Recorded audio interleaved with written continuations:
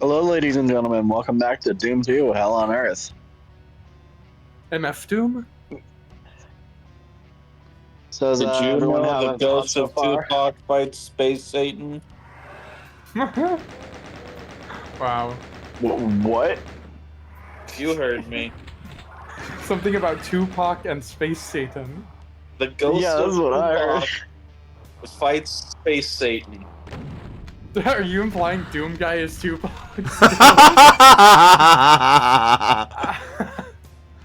No, He but doesn't he look also like Doom guy is Tupac. Tupac. He looks a little closer to Eminem than Tupac, I think. The ghost of Tupac also solves it's like that murders. clip of. It's like that clip from the Eminem song of him like arguing with his own like conscience or whatever. I'm not in the mirror. I'm inside you. Let me guide you. Oh, is this too niche of a joke? I think I'm not an Eminem enthusiast. Hold No, up. not even the I've candies. heard some Eminem, but I haven't listened to very much Eminem. I'm gonna be honest. I only know of the candies. So Listen to this. Listen. I'm not in the mirror, I'm inside you. Let me guide you. You die, you son of why does he use Sonic sound effects? He doesn't in the actual thing. It's the first result for looking it up on TikTok, and it's a Sonic EXE edit of it. Oh, okay. I was like, wait, why does he use Sonic sound effects in his song? I mean, hey, the Sonic sound effects make it fit more in at the game box. I guess, you know what? Yeah, That's how we avoid copyright. every I get it. playthrough always becomes a podcast. See, this is why if we have to edit in songs into our playthroughs, we have to use like the Nintendo 64 sound font for it. Yeah. Does that actually like work for copyright? Oh, I don't actually know, but like I don't imagine they're exactly breathing down the game box's neck. no, I would imagine unless you're Nintendo then, but Yeah, Nintendo doesn't care the size of the channel. no, I still remember They our might care if we get like 4 bajillion subscribers. maybe, possibly. No, I still remember like back on the old channel before the soft reboot, they copyright flagged or claimed, or I think it was claimed. They claimed our Mario Odyssey videos because Nintendo. Yeah, I guess Nintendo or I'm not gonna say that. Nintendo or who now? Yeah, but overlords. Buy our $500 console. They just copyrighted. Hey, it's not the console Material. that's atrocious, it's the game prices. I mean, some would argue it's both. Okay, like I would argue $450 for something that's roughly on par with like a Steam Deck that costs $50 more but isn't a hybrid and can't. I would argue that's not that bad. well, like the Steam Deck also has the benefit of having a large variety of games. Cause like The Switch has the Switch 2 has one of the biggest libraries of a console has ever had. Yeah, but like fucking 99.9% of it is still Switch 1 games. that's my Yes. thing. Yeah, but the Switch 1 has an amazing library, and the Switch 2 is eventually gonna. I don't know. It is. I do. That's my question. Backwards As compatibility. of right now, I don't know like what standout games there are on the Switch 2 besides Mario Kart and Donkey Kong. there is. Yeah, like that, That's the thing. that's the thing. Like a lot of people have actually been getting like buyer's remorse from getting the Switch 2 because Oh, yeah? like there is Because there isn't that because much like out yet. like it's kind of just like it's not really that too crazy different from the Switch 1, or at least there haven't been any games that have really used a lot It's of the new features crazy for the spec Switch 2. difference. And It's there a aren't crazy really spec. any like Switch 2 specific games that like make that are like something like I really have to get the Switch 2 so I can play this Like, game. and All we have is like maybe Mario Kart, the new Donkey Kong game, and I think that's gonna. it's gonna change over time, but yeah. I right assume now, so. I hope so, because usually, you know, a console's launch isn't very impressive. Yeah. But the like, problem is I also right don't know, now- like, I mean, like right now, and we're saying this before, like their eventual February Direct. I am just Yeah. unaware of any first-party titles coming out to Switch 2 exclusively right now. Well, see, also the thing is like a lot of like games that like first-party Nintendo games that are being made for the Switch 2 are also being made for the Switch 1. Well, because like they Metroid Prime were 4 is Switch 1 and Switch 2. Pokemon ZA is Switch 1 and Switch 2. The only Yeah. Switch 2 exclusives that they have made are Donkey Kong, Mario Kart, and Kirby Air Riders. Well, that's what I was gonna say. Is right now they aren't releasing games that were initially developed for that hardware. They're releasing Switch 1 games with enhancements for Switch 2 because they're doing what they did for Twilight Princess. Well, Donkey Kong Back at the Bonanza GameCube, where they released a GameCube game as a launch title for the Wii because it was convenient and they were Yeah. able to get a little bit more horsepower. Same thing with Breath of the Wild. It was a Wii U game that they ended up switching to Switch development, and they threw it on both consoles because, hey, they have the framework. It's built for another console. It would be stupid not to put it on that console and increase your sales with legacy users. Mm-hmm. But well, by that logic, they should have done the same with Donkey Kong Bonanza because that was originally being made for the Switch 1, but they had. To I limit get a the lot of stuff impression because it wasn't Bonanza powerful grew enough. in scope to new hardware earlier in development than like Metroid Prime 4 or especially ZA. ZA probably got started its Switch 2 development editions like really late in development. Otherwise, they probably would have done a little more than frame boosts and resolution boost. But then again, this is a Pokemon company we're talking about. Yeah, that is the thing. They're, like Pokemon games only have a very tiny budget. Well, one of my pet peeves is people never know who to blame. People always shift blame in all of the wrong directions for the quality of Pokemon. Dude, it's not Game Freak. Game Freak try their damn best, and Nintendo just publishes the games. The people we need to be dogging on is the Pokemon company themselves. Which yeah, they communicate with Nintendo. They are Pokemon Company, I believe, they're kind of their own thing. They're also kind of co like a second party developer and Creatures yeah. Inc. Game Freak, Creatures Inc. and Nintendo all kind of have their stake in Pokemon Company and what happens. Mm-hmm. But Pokemon Company does operate kind of like its own massive entity that they like. It's weird. I mean, I The assume games are like such a small part of their yeah, because multimedia they also plan. have like the anime show and the card game. The cards. Yeah, the card cards game. are the big part. Cards and random merchandise and toys. I wouldn't be surprised, yeah, if like the cards and the toys were like their main priority over the quality of the games. Well, yeah, and right now the cards are flying off shelves because of scalpers and the resale market. Yeah. I would know. I work retail, and I have at least one person a day ask me at the guest service desk why they or when we get Pokemon in, or if we're keeping them behind the desk. Newsflash for anyone that is into Pokemon cards: most retail stores will not keep them behind the desk because we don't want to deal with that. Just download the app. We throw it on the shelf. We throw it on the shelf, and you get it from the shelf. Maybe other stores do it a little differently, but at my store, we're like, yeah, no, we have enough returns and stuff to deal with already. We don't need we don't want to deal with your fucking your fucking Pokemon cards. I will say, whenever No, people agree. ask about Those are them, the I kind actual of strike up a fucking combo worst, because right? I like the series, but What'd you man, ask, there's River? a lot of scalpers. What did you ask, River? We can all agree. We can all agree scalpers are the fucking worst, right? Literally. Yeah. Oh my god. One of the things I will say, resellers have been a big issue in my job experience in the last six-ish months. People buying Apple products and then Switch 2s and buying a ton of like bulk amounts of them, which is not actually allowed by store policy, but for some reason it's not enforced on our website.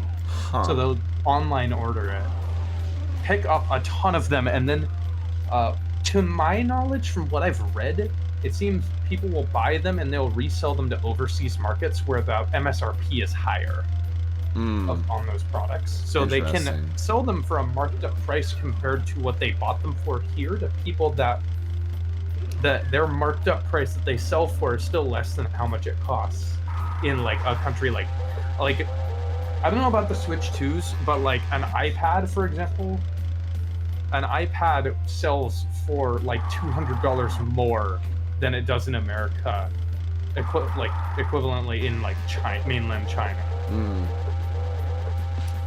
So the resale market's apparently very fruitful on those. I see. Switch 2s, there was a lot of people buying there was people trying to buy like dozens of Switch 2s though, like single people buying, cleaning out stock. And it drives you a little nuts when you're like, okay, when you have to tell an actual family that's like, I want a Switch 2 for my kids for Christmas, that we're out because somebody bought 12 of them. God damn. That legitimately sucks. Yeah. Same thing with Pokemon cards, where it's like a mom will come and be like, I'm looking for Pokemon cards for my kids, and you'll be like, sorry, some neckbeard bought like sorry, literally like some neckbeard.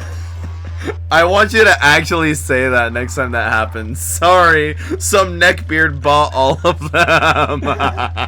Well, it's not actually one of the things is most stores, including where I work, actually enforce limits on trading cards now. You can only buy like 2 packs. There we go. Depending on the packs, if it's sometimes it'll only be 1. The problem is that Pokemon Company,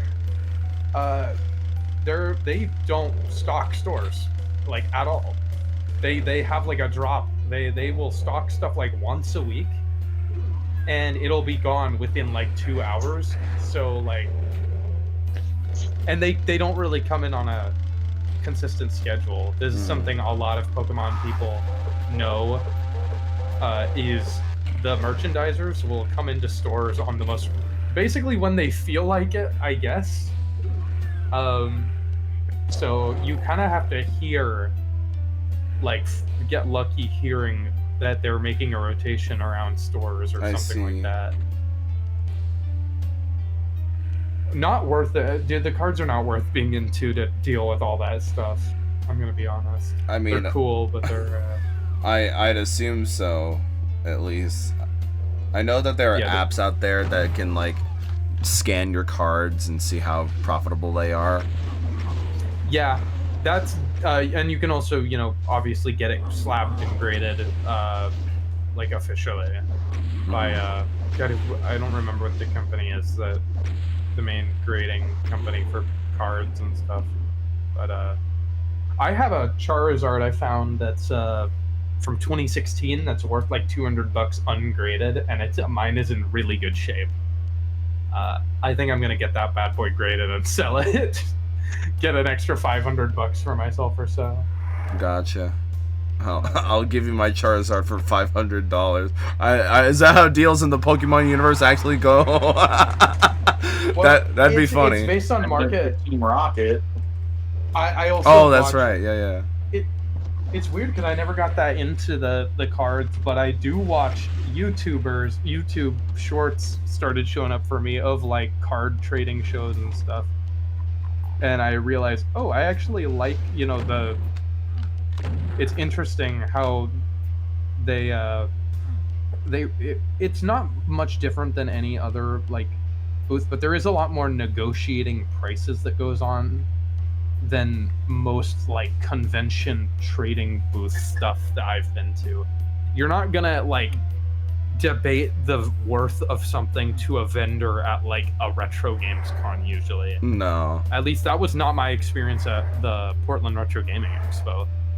I think when I asked about a copy of Pokemon Diamond at one of the booths, they said, I asked, "Hey, what is this one 45?" And they're like, I can do it for 40. And I'm like, done, because I'm like, okay, if you talk yourself down, cool, but Right? Yeah. I didn't ask for it to be cheaper. I was like, is this one 45?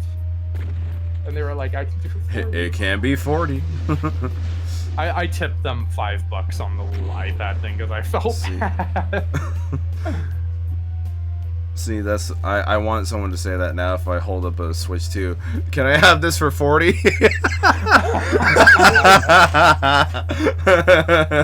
I mean, you can't beat 35. Yeah, I can't beat 35. Hey, is that what's up? I was telling myself for the longest time that Metroid Prime 4 was going to be what made me get a Switch 2 because the better performance would. I still haven't bothered getting Metroid Prime 4. And I love the Prime games. Like, a lot. Well, from what I hear, it's not. I've heard it's pretty fun, but it has some issues with it that make it feel like they should be better for how big of a series it is and the money that should be behind it. Well, that money was in like 7 years of development hell, so. Yeah, that's one of the things I'll say. Hey, they probably blew half of their budget developing it for like 2 years, and then quitting and restarting, and then spending another 6 years. Yeah, I think people can really feel Prime 4 is like the product of a development hell cycle.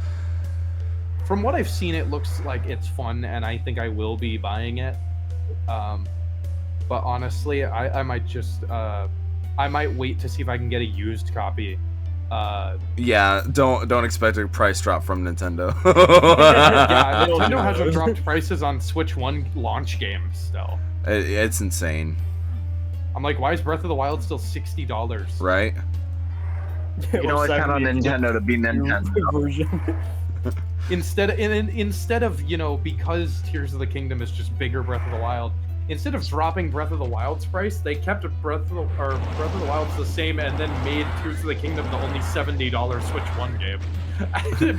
To kind of be like, oh well. See, they should have made Breath of the Wild $70 too.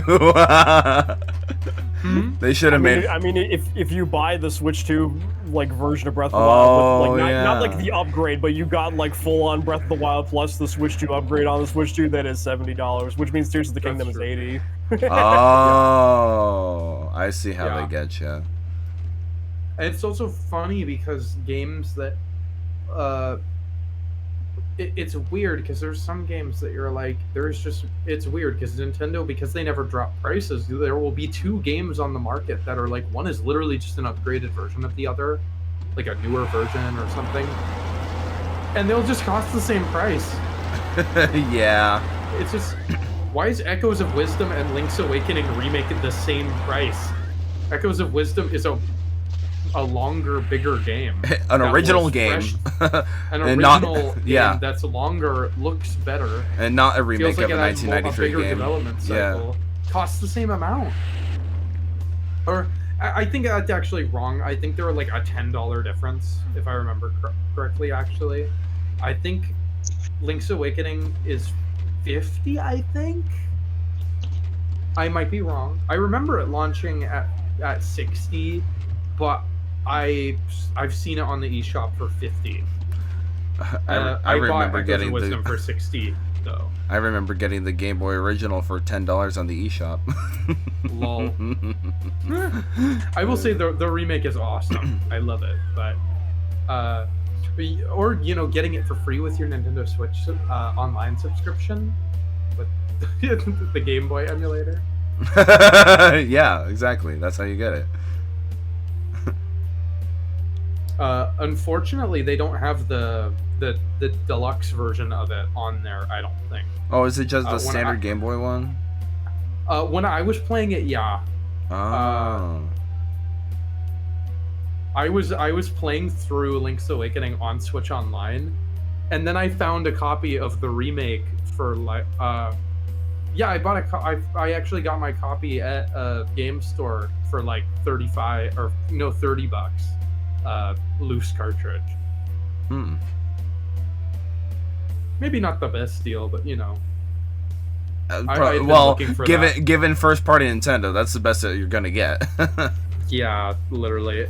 First party Nintendo sucks because it's like you get lucky if it ever goes down because chances are it's gonna be nostalgic and then the price is gonna go up. Like look at the damn Wii U. Anything that's of value on the Wii U that's fun, way more. Well, years ago I bought Xenoblade X for the Wii U, and it was like $50-$60. Well, even more because it's like such a rare game. And then the definitive edition came out for Switch, and then the price dropped to $15 for the Wii U copy. Well, yeah, it's like if a game didn't get the Switch version, like Twilight Princess HD or Wind Waker HD are both extremely valuable games. And they're literally just if it was a definitive version, the definitive version or the only version, it usually had a price hike. If it got a Switch 1 version, it usually dropped a lot. Pikmin 3 is not super valuable on the Wii U because Deluxe exists. Mm-hmm. And it's literally just upgraded port of it. So probably Splatoon 1 then would be kind of rare because that's a Wii U exclusive. Then never got a Switch 1 Splatoon version. 1 is worth not very much because Splatoon 2 was just better in like every way. I guess that's in the fair. same way Mario Maker 1 is not valuable, from what I remember. I mean, pretty much now all the relevant games that were released on Wii U have either gotten re-releases on Switch or sequels to them. Yeah, the Zelda ports obviously didn't, but most, and that's why those are some of the most expensive on the system. just buy the online and play through the emulator. Yeah, I mean, like as soon as Xenoblade X Switch Edition got announced, it's like, okay, there's literally no reason to own a Wii U anymore. Yeah. The final Wii U exclusive is left for the console. Nintendo Land. Nintendo Land is a. I don't think it was ever that big though. No, it was never big. It was a banger of a game though. Is it a reason to own a Wii U? That's the real question. Yes. The thing is, if you don't have a Wii, owning a Wii U makes sense. If you already have a Wii, I'd say there's not a lot of reason. Because the Wii, if you're a consumer back in 2012, you thought the Wii U was the Wii. Yep. That was the upgrade. I couldn't get Wii my parents to get a Wii U because they were like, see, that's what the U. It's different games. See, I think I think we finally figured out what the U stands for. It's Wii Upgrade. That's what it is. You call that an upgrade?